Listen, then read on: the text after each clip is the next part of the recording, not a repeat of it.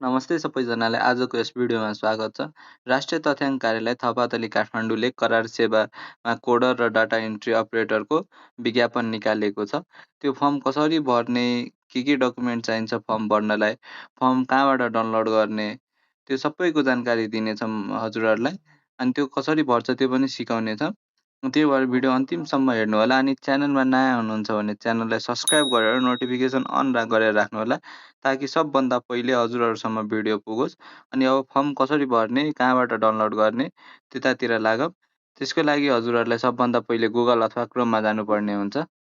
हजुरहरू यहाँ हेर्न सक्नुहुन्छ, म यहाँ गुगलमा आइसकेँ। त्यसपछि हजुरहरू यहाँ सर्च बारमा गएर nsonepal.gov.np अथवा हजुरहरू ec.nsonepal.gov.np भनेर सर्च गर्नुपर्ने हुन्छ। म nsonepal.gov.np भनेर सर्च गर्छु। यहाँ हेर्न सक्नुहुन्छ, म यहाँ टाइप गरिसकेँ। त्यसपछि सर्च गर्नु होला।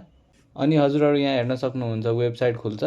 त्यसपछि हजुरहरू यहाँ हेर्न सक्नुहुन्छ एउटा हाम्रो बारे छ, तथ्याङ्क छ, मौजुद कानुनहरू रहेछ। अनि त्यसपछि सूचना केन्द्रहरू रहेछ। यो सूचना केन्द्रमा जानु होला। फोनमा हेर्नुभयो भने साइडमा 3वटा लाइन हुन्छ। त्यो लाइनभित्र जानुभयो भने सूचना केन्द्र देखिन्छ। त्यसपछि यहाँ तल हेर्न सक्नुहुन्छ यो फारमहरू, त्योमा गएर क्लिक गर्नु। अनि त्यसपछि हजुरहरूलाई के को फर्म भर्नुपर्ने छ त्योमा गएर हेर्नु होला। जस्तै हजुरहरूलाई चाहिँ डाटा इन्ट्री अपरेटरको फर्म भर्नु छ कि कोडिङ एडिटिङ पदको आवेदन फर्म भर्नुपर्ने छ, त्यो चाहिँ सिलेक्ट गर्नु होला। जस्तै हजुरहरूको डाटा इन्ट्री अपरेटरको फर्म भर्नुपर्ने छ भने योमा गएर क्लिक गर्नु होला। सबभन्दा पहिले हजुरहरूलाई यो फर्म प्रिन्ट गरेर निकाल्नु पर्ने हुन्छ। त्यसको लागि डाउनलोड गर्नुपर्छ। अनि यो कसरी डाउनलोड गर्ने भन्दा यहाँ 3 डट हेर्न सक्नुहुन्छ, यो 3वटा, त्यहाँ गएर क्लिक गर्नु होला। त्यसपछि यहाँ डाउनलोड पिडिएफ फाइल भनेर चाहिँ यसमा जानुहुन्छ भने हजुरहरूको डाउनलोड हुन्छ। अनि यहाँ डाउनलोडको चिन्ह हेर्न सक्नुहुन्छ, त्योमा जानुभयो भने डाउनलोड हुन्छ। दुइटैको यस्तै प्रोसेस रहेछ। त्यसपछि के भन्छ, हजुरहरू चाहे डाटा इन्ट्री अपरेटरमा फर्म भर्नुहोस् अथवा अर्कोमा फर्म भर्नुहोस्, दुइटैको यस्तै हो। अनि यसमा अब कसरी भर्ने भन्दाखेरि प्रिन्ट गरेर यहाँ पासपोर्ट साइजको एउटा फोटो राख्नु होला। त्यसपछि यहाँ नाम थर देवनागरीमा रहेको छ, यसमा चाहिँ हजुरहरू नेपालीमा नाम लेख्नु होला। त्यसपछि अङ्ग्रेजीमा ठुलो अक्षरमा भनेको छ, क्यापिटल लेटरमा हजुरहरू आफ्नो नाम लेख्नु होला। त्यसपछि लिङ्ग महिला कि पुरुष त्यो लेख्नु होला। अनि जन्ममिति लेख्नु होला। त्यसपछि हाल अहिले कति उमेरको हुनुहुन्छ त्यो लेख्नु होला। नागरिकता नम्बर लेख्नु होला। कुन जिल्लाबाट जारी भएको छ हजुरहरूको नागरिकता त्यो लेख्नु होला। अनि त्यसपछि जारी मिति कति बनाउनु भएको छ त्यो लेख्नु होला। त्यसपछि हजुरहरू यहाँ आफ्नो सम्पर्क मोबाइल नम्बर लेख्नु होला। हजुरहरू आफ्नो मोबाइल नम्बर लेख्नु होला। त्यसपछि यहाँ बुबाको नाम लेख्नु होला अनि आमाको नाम लेख्नु होला। त्यसपछि हजुरहरू यहाँ हेर्न सक्नुहुन्छ यो ख नम्बरमा के मागेको रहेछ। उम्मेदवारको शैक्षिक योग्यता, तालिम तथा अनुभव सम्बन्धी विवरण, हजुरहरूसँग कति शैक्षिक योग्यता छ, तालिम लिनुभएको छ या एक्सपिरियन्स लेटरहरू छ कि छैन भनेर। त्यसपछि यहाँ न्यूनतम शैक्षिक योग्यता अङ्क, ग्रेड, पोइन्ट वा प्रतिशतमा हजुरहरूको जस्तै क्लास 12 पास हुनुहुन्छ भने कति मार्क आएको छ त्यो लेख्नु होला। जिपिए कति आएको छ त्यो लेख्नु होला। त्यसपछि यहाँ शैक्षिक संस्थाको नाम हेर्न सक्नुहुन्छ, त्यो चाहिँ यहाँ लेख्न सक्नुहुन्छ हजुरहरू नेपाल एजुकेसनल बोर्ड, त्यो लेख्नु होला, राष्ट्रिय परीक्षा बोर्ड भनेर।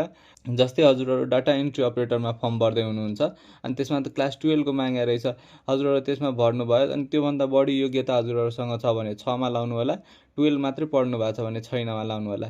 त्यसपछि के भनेको छ यहाँ ई नम्बरमा, तथ्याङ्क सङ्कलन, कोडिङ, डाटा इन्ट्री सम्बन्धी कार्य अनुभव, योहरू सम्बन्धी हजुरहरूलाई कार्य अनुभव छ भने यहाँ टिक लाउन सक्नुहुन्छ, छैन भने यतिकै छोड्नु होला। अनि त्यसपछि हजुरहरू 3 महिनाभन्दा बढी कम्प्युटर सम्बन्धी तालिम लिनुभएको छ या कम्प्युटर कोर्स गर्नुभएको छ भने यहाँ 6मा टिक लाउनु होला, गर्नुभएको छैन भने छैनमा टिक लाउनु होला। यति गरिसकेपछि हजुरहरू चाहिँ योसँग कुन पेपर हाल्नुपर्ने हुन्छ त्यो यहाँ हेर्न सक्नुहुन्छ। संलग्न गर्नुपर्ने कागजातहरू, नेपाली नागरिकताको प्रमाणपत्रको प्रतिलिपि, हजुरहरूको नागरिकताको फोटोकपी हाल्नुपर्ने हुन्छ। त्यसपछि हजुरहरू न्यूनतम शैक्षिक योग्यता, ट्रान्सक्रिप्टको प्रतिलिपि, त्यसको फोटोकपी दिनु होला हजुरहरू ट्रान्सक्रिप्ट। त्यसपछि यहाँ के भने रहेछ, माथिल्लो शैक्षिक योग्यता भएमा सोको ट्रान्सक्रिप्टको प्रतिलिपि भनेर रहेछ। हजुरहरूको योभन्दा बढीको चाहिँ रहेछ भने त्यसको फोटोकपी पनि राख्नु होला। जस्तै क्लास 12को फर्म भरेर राख्नु भएको छ, ब्याचलर छ भने ब्याचलरको पनि फोटोकपी राख्न सक्नुहुन्छ।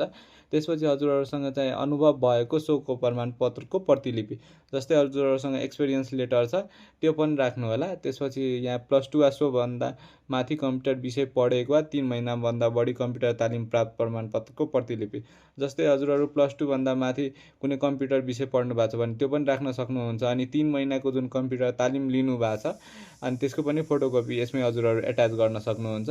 अनि त्यसपछि हजुरहरू यहाँ हेर्न सक्नुहुन्छ नोटमा के रहेछ, दरखास्त पेश गरेको कागजातहरू प्रतिलिपिमा उम्मेदवार स्वयंले प्रमाणित गरी पेश गर्नुपर्ने हुन्छ। सबै जति फोटोकपी हाल्नुहुन्छ पछाडि चाहिँ सकल बमोजिम नक्कल ठिक छ भनेर अनि त्यसमा हजुरहरू आफ्नो साइन गरिदिनु होला। त्यो कुनै चाहिँ हजुरहरू गलत विवरण भर्नुभयो भने हजुरहरू 5 वर्षसम्म यस्तो कुनै भ्याकेन्सी खुल्यो भने त्यसमा चाहिँ फर्म भर्न पाउनुहुन्न। त्यसपछि यहाँ हेर्न सक्नुहुन्छ उम्मेदवारको दरखास्त अनि मिति, जस्तै जुन दिन हजुरहरूले फर्म भर्दै हुनुहुन्छ त्यसपछि यहाँ साइन गरिदिनु होला अनि जुन दिन भर्नुभयो त्यो डेट यहाँ राखिदिनु होला।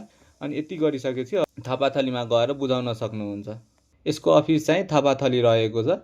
अनि यस्तै अपडेट भिडियोको लागि हजुरहरू चाहिँ च्यानललाई सब्सक्राइब गरेर राख्नु होला। इफ हजुरहरूबाट फर्म डाउनलोड भयो भने म WhatsApp नम्बर तल छोडिदिनेछु, त्यसमा हजुरहरू मेसेज गर्न सक्नुहुन्छ भने म यो फर्म हजुरहरूलाई पठाइदिनेछु। त्यो प्रिन्ट गरेर हजुरहरू आफ्नो भर्नु होला। चाहे हजुरहरू डाटा इन्ट्री अपरेटर चाहे अर्को जुन खुला छ एउटा त्यसमा पनि भर्न सक्नुहुन्छ। चाहे हजुरहरू डाटा इन्ट्री अपरेटरमा फर्म भर्नुहोस् या कोडरमा फर्म भर्नुहोस्, दुइटैको फर्म मैले देखाइसकेको छु। त्यहाँबाट हजुरहरू फर्म भर्न सक्नुहुन्छ डाउनलोड गरेर, प्रिन्ट गरेर निकाल्नु अनि सर भर्नु होला अनि गएर बुझाइदिनु होला। अनि म फेरि पनि भन्दैछु यो चाहिँ थापाथली काठमाडौँमा यो राष्ट्रिय तथ्याङ्क कार्यालय रहेको छ, त्यहाँ गएर बुझाउनु पर्ने हुन्छ। अनि हजुरहरूलाई केही क्वेसन छ केही छ भने कमेन्टमा सोध्न सक्नुहुन्छ, म कमेन्टको रिप्लाई दिनेछु।